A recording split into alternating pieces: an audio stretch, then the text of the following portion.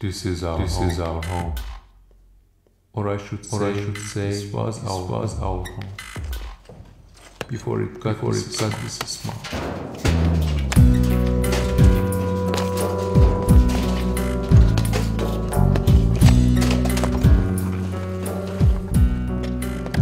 We have lived here, under its low ceiling, fold upon fold of its swollen walls, before its sooty windows.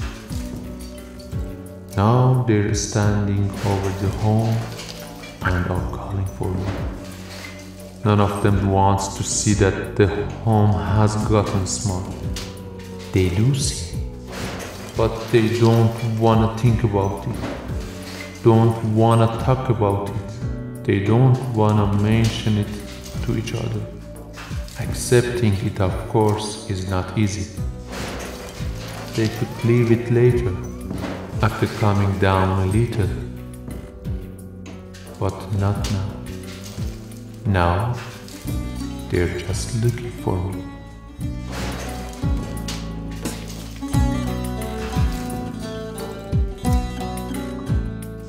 Tonight is the time that I will decide. I will sleep all by myself here in this bedroom, like every other night. I lie down and close my eyes. Then I look at the continuous road behind me that has no turns or twists, not a back alley, nor a no entry on a one-way street, or a red light. A lifetime of living without being fine just once. Every day at 8 o'clock in the morning, just being a deskman and signing. At 8 in the morning, deskman signing.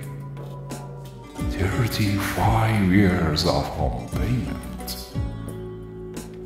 I paid the last payment today, but see that there is no reason left for me to exist.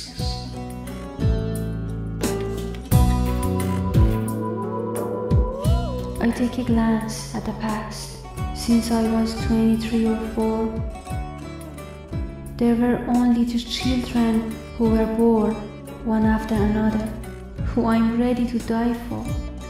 The fridge that got full and empty, the oil that was burnt, the stains on the stove, the kettles that were burnt, and the dishes that were sometimes clean and sometimes dirty. There were also sometimes 2 or 3 birds that sat by the window waited for me to feed them with the rice left over from lunch. The moment that he called me was the first time that I remember I was a woman. Ouch! What the hell came over you? Did you want me like in those bullshit soap operas to go to one of those redneck places to a filthy house to give you to an old hag? Or should I have secretly sold my mom's jewelry and would go to one of those high-class doctors' offices, to one of those tattoo-covered fetish secretaries who have not left a part of their bodies without balloons, so that she would turn to me and say, "Darling." Oh, I hate to be called darling or my darling. This is so much phony that gives me goosebumps.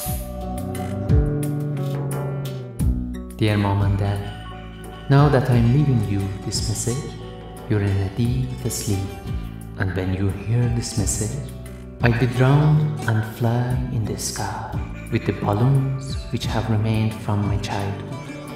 I know that you'll be so sad that I haven't stayed and tolerated everything. You'll think that according to Epic, we were like Castro and Spartacus, and we, the flimsy-wrapped children of this generation, aren't like you in those times. Dear Mom and Dad, I don't want, one day, to repeat the things you guys say. If I had told someone, if I hadn't given up. I've heard enough. I'm fed up with all of this. I hate this Amina Sif as much as I hate the number 15. Just as much as the number 15. I just wanna say goodbye. They don't know still what they wanna make. Maybe a home again. A place in which the dead becomes alive. The fetus grows up. A place where you can see the sky and the stars from its roof. And talk to the imaginary folds in the fold upon folds of its walls. This is home. It refuses to talk like a human being. It reconciles. It gets ugly. Gets beautiful. It may catch acute lymphoid leukemia. That's it. This is home. The best place in the world.